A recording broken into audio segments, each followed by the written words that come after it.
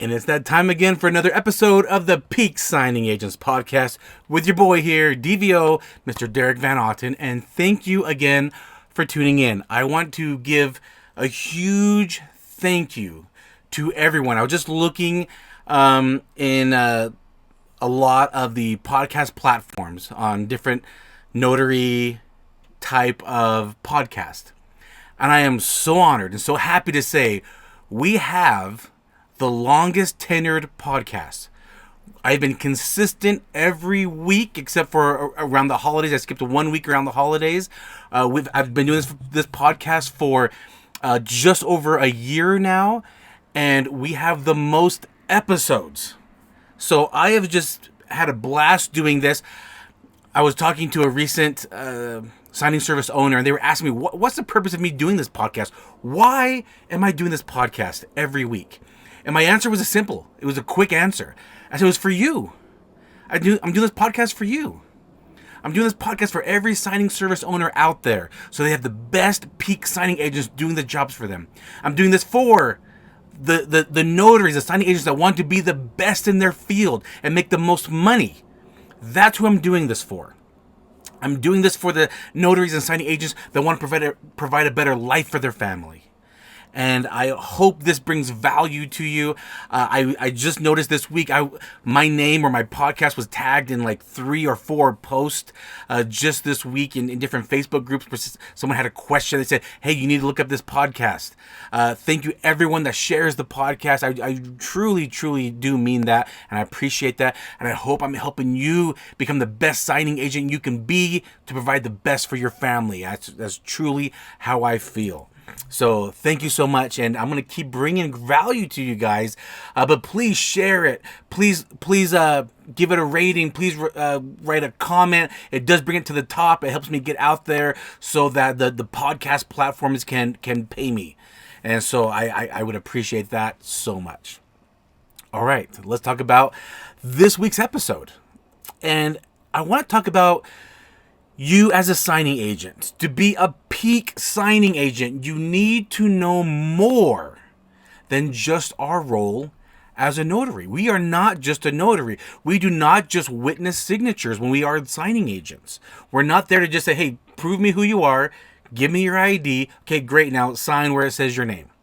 All right, here's where you sign, here's where you sign, here's where you sign. We don't do that. Now, when you're doing general notary work, you kind of do that. You're like, hey, do you understand what you're signing? Maybe have them take an oath, make sure they prove who they are, make sure they sign it, and say, great, let me sign, stamp, and you're on your way. Simple as that. That's fine doing general notary work. That's totally fine. But if you're a signing agent, we have a more extensive role. Now, yes, we cannot give details. We can say, give tax advice, we can't give legal advice, we can't say whether their interest rate is good or bad, or say maybe you should shop around, or here's details, here's in depth about things. No, we don't do that. But do we give quick explanations of every page? Yes, we do that. We're not just a point and sign type of agent. Now, if you want to be a peak signing agent, you definitely are not going to be just pointing and telling them to sign. No, you have to make sure they understand what they're signing, so you're giving them a quick explanation. When you're doing signing agent work, where it's a little different role. So we have a more of a role as a signing agent. That's why we get paid more. But I think it's important to understand the process, the whole mortgage real estate process. I think that's important. I want to tell a little story of back when I worked in corporate America. When I worked in corporate America, I always had management positions, always. And I want to give a good example of a manufacturing line that I used to work on. I've worked on a few different manufacturing lines. And, we're making product. We're making something. And it goes down like almost like an assembly line, right? One person does their job, they hand it off to the next person. That next person does their job, they hand it off to the next person. When I worked in manufacturing, I did not like the idea of somebody learning their job and only sticking with that job. I never liked that idea. So I always made my employees learn other jobs. For example, if somebody was in position B, that means they got a product from position A, right? Position A did their job, handed off to position B. Position B did what their role was, and then they would hand it off to position C person. And I didn't like, for example, that position B only did position B. I didn't like that. I always taught them, I want you to learn position A, and I want you to learn position C, and in fact, I want you to learn position D, E, F, L, every position we've got. I want you to learn every role here. I'll tell you why. I found it important that they knew more than just their job, because what if somebody was gone for the day or somebody took a vacation, that they could flex in. They were flexible enough to do the other job. But also, I thought it was very important always to understand where the person before them and after them were coming from.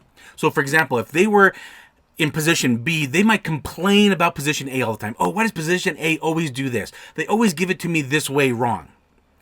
I always thought it was important that they learned position A, because then they understood why they were receiving what they were receiving. And you know what? Sometimes they can come up with solutions. Hey, you guys, did you know that you're doing this wrong? If you did this right, then the next person, it'd make their job easier. And they wouldn't, and they would like, position A would be shocked, for example. Like, oh, we didn't understand that. And so that's why they had to learn other positions. Or they would learn position C. Hey, you know what, position B? You're always complaining about position A, but did you know you're doing the same thing and handing it off to position C wrong? And I didn't even realize that. So that's why I would show them position C's role. Hope that makes sense. But what I'm trying to say is I always wanted my team members, my employees, I always wanted them to know the role of the person before them and after them. I always thought that was important because it would make them do a better job. It would make them understand the other people's role. So I'm telling you that story to say that I think as a peak signing agent, you should also understand the roles before we get the job and after we get the job. Do not stick in your bubble. I've said this many times before. Don't always think of the position as what's in it for me. Hey, you guys are not making the job easier for me. I want you guys to do the job easier for me. Now, in this example, yes, in the manufacturing world that I was talking about, yeah, we kind of were saying, hey, to make the job easier, I want to understand other roles. But we're in the service industry, so we're not saying, hey, make my job easier, but I want you to understand where they're coming from. That's what I'm saying. Understand where we're getting the job from. We're getting the job from the real estate agent, from the lender, from the title company, right? That's where we're getting the jobs from. Those are the steps that's going through, and then we get our job, and our job is to get documents signed and notarized, and then it goes off to another job. Who does it go to? It goes back to the title escrow company. It goes back through the lender. It goes to the county, for example. Right? We need to understand other roles. So I'll tell you where this came from. I got a couple phone calls from signing agents that I hired to do jobs for me, and these are great notaries. Okay, but they called me with questions. I'm glad they called me with questions. I'm glad you call with a question without just assuming you know the answers. If you have a question, always reach out. But they did ask questions that I thought, I wish they knew this, so they didn't have to waste time. If they knew the answer, they wouldn't have to tell the signers to hold up, let's find the answers, or hey, let me call the signing service. Like you're wasting time. If they kind of knew the process a little more, they maybe could have answered this question. So and I'll go into some real life examples. But for me, I always thought it was important to understand the roles. When I have a direct and I'm signing at their office, I'll hang out at their office. I get there early. Before the signing, I'll hang out in their office. I'm talking with them, but I'm hearing the conversations they're having. I'm hearing the struggles they're going through, right? When they call me, hey, I know we have this signing in 10 minutes, but I still don't have documents yet. They go through the same things we're going through, all right? I see that. And it's easy to be the victims of this and say, you want me to do this signing, but where's the documents? Yep, I get it. And you know what the title company's saying? Where's the documents? They're saying the same thing. But I want to give you some other examples. I got a phone call. It was last Saturday. And the signers had a question. And, for example, their question was, hey, we see on the settlement statement that taxes are being paid. I said, yep, the title company has to make sure the taxes are paid. We don't want any liens, right? We don't want the county to put a lien on the property. So the title wants to make sure all the taxes are paid. So the signers' question, they were sellers actually, it was sellers. They had a question because this was a Saturday. No one was available. Right? No one from the title company, no one from the mortgage company, no one's available. The only phone numbers they have are office numbers. So no one's available to answer their phone call. So the notary said, let's call a signing service. Luckily, I have the answers. And I wish the notary had the answer. And that's okay that they don't. But I'm saying if you want to be peak signing agent, understand the process. So in this example, the sellers asked, like, hey, we see we have to pay the taxes. I said, yep, that's right. I said, that's very normal. Title wants to make sure taxes are paid for because they don't want any liens on the house by the county. And then the seller said, but we pay our taxes every month. And I said, oh, okay, so what you're saying is that you're paid up. They said, that's right. And I said, and did you let your title or escrow officer aware of that? And they said, no, we did not. I said, so how would they know if you didn't let them know, right? Because you do realize that the majority of people have their escrow pay their taxes every year, right? You realize that. They said, yes. And I go, did your title company or escrow company know that you pay it every month? Did they know that? Did you provide proof that you've paid that every month? And they said, well, no. I said, well, if you don't do that, how are they going to know? And they said, okay, yes. And they said, so does that mean I get a refund? I said, that's right. You're going to get a refund because it's an overpayment. So yes, you will get a refund. And they said, oh, okay. So, right? It's almost like, I understand that you pay your taxes every month, but did you let everyone else know you do that? If you don't let them know, how are they going to know? So the sellers were totally fine. They understood. They said, okay, all right, we understand. We didn't tell anybody. Yes, you're correct. How would they know?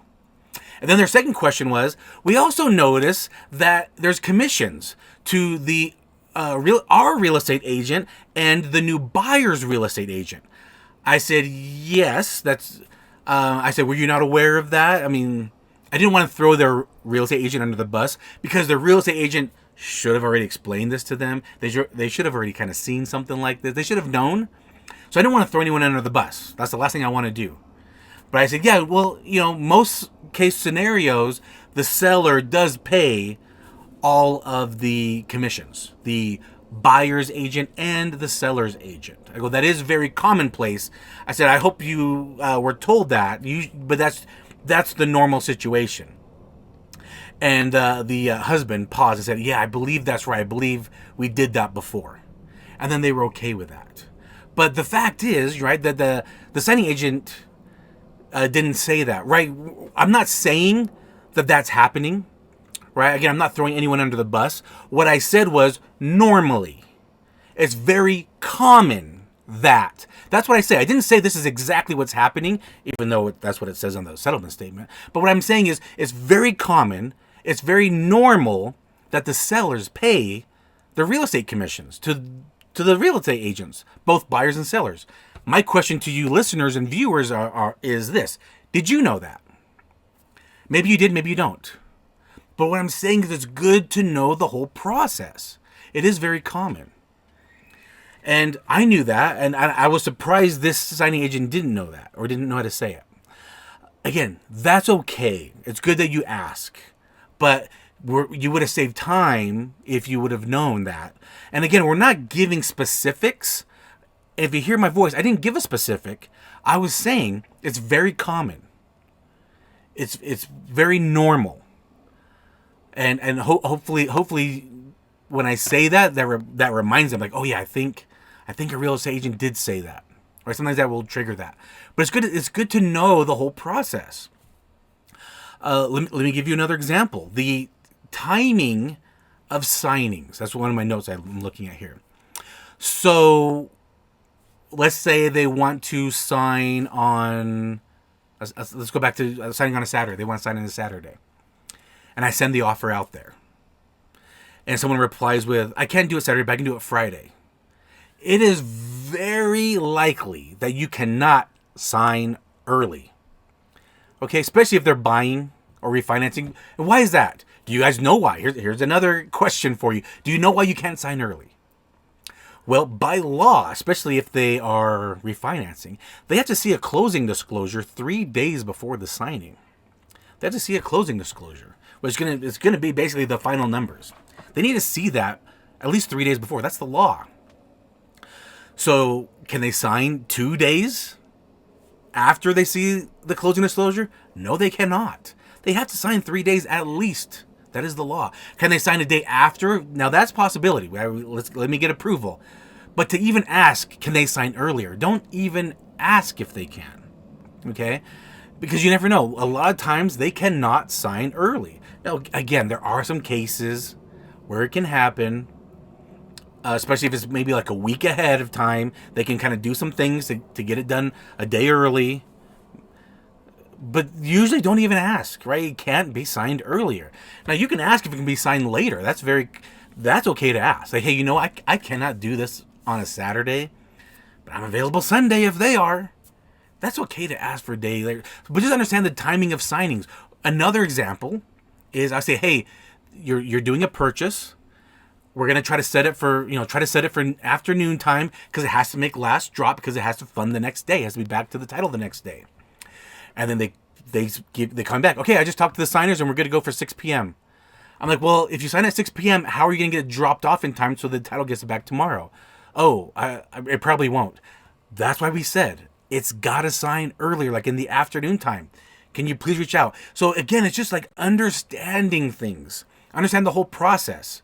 Okay, yeah, they're available at 6 o'clock. Yeah, but is it going to be back in time the next day for funding? Because a lot of times if you call the signers back and say, oh, you know what? The last pickup is like 5 o'clock. Can you guys sign earlier? Because they need us back tomorrow for funding. Oh, yeah, we can make that work.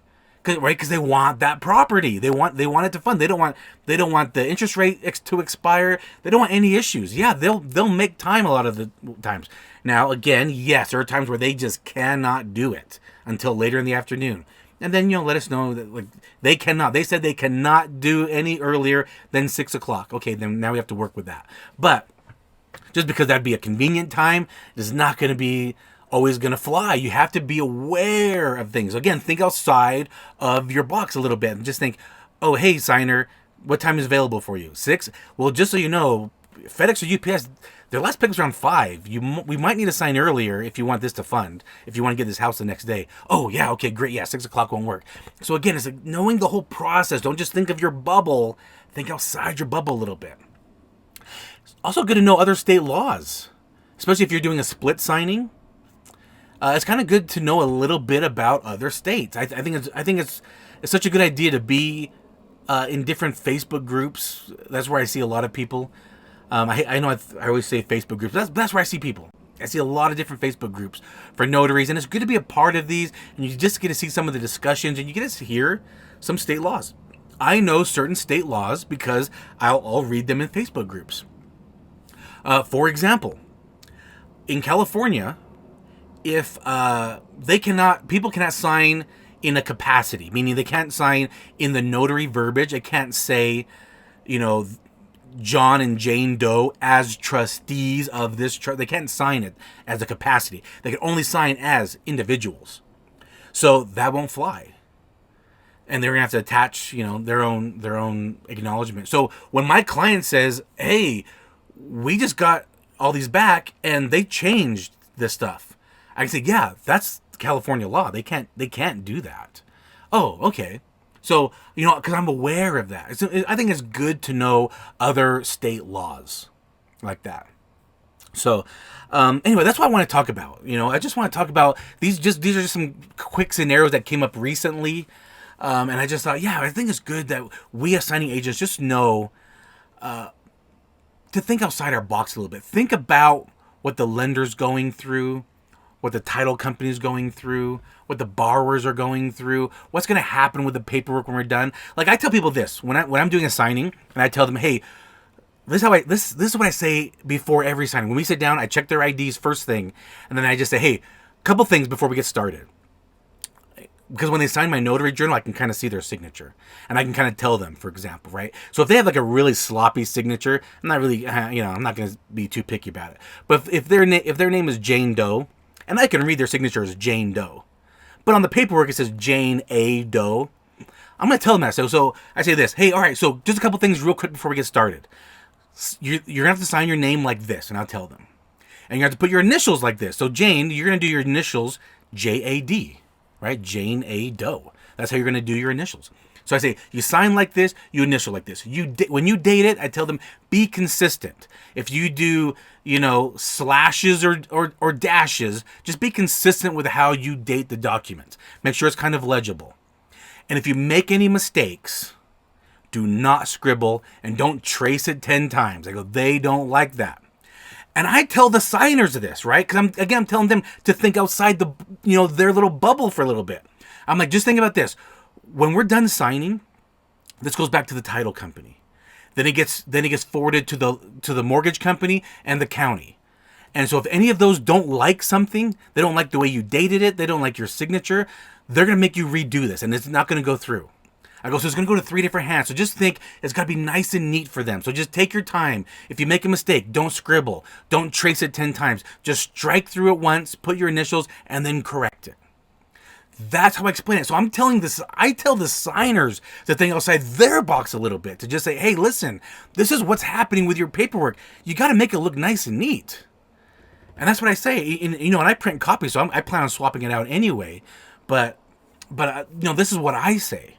And it helps prevent any errors or issues, even during the signing. So again, just think outside your box a little bit. And just think, hey, what is my role doing? And how is that affecting the next person? Me as the notary, as the signing agent. What I'm doing right now, how is that going to affect the title company, the mortgage company, the county is being recorded in? If it's a split signing, how is what I'm doing affecting the next notary? How can I make my job easier? How can I make the job easier for the next person? So for example, if I know I'm doing a split signing and I'm shipping it to the next notary, and I'm the first signer, I'm going to have all the loose certificates. That way the next signer, they don't need to worry because it's going to get shipped to the house, right? They don't need to worry how many jurats or how many acknowledgments blank should I bring with me. They don't have to worry about it. Just use what's there. Because I attached all the stuff. I already had the paperwork already ahead of time. I'm trying to make the job easier for the next notary. I'm thinking outside my box. That's what I want you guys to think about. How is your job affecting the next person? How can you make it better for the next person? How can you make it better for the next notary? How can you make it better for the title company, mortgage company, the county recorder, so forth? Just think like that a little bit.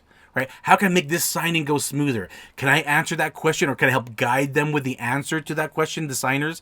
It's a Saturday, it's after hours, or we don't got time to make a phone call. Like, I know the answer. I can point to it. I can give a quick explanation of what they're looking at. I can briefly describe what it is, what the questions they have. Right? When they say, oh, why would they want my tax returns? Why do I have to send this 4506C? I don't know. They might not. But, if they want it, they can ask for it.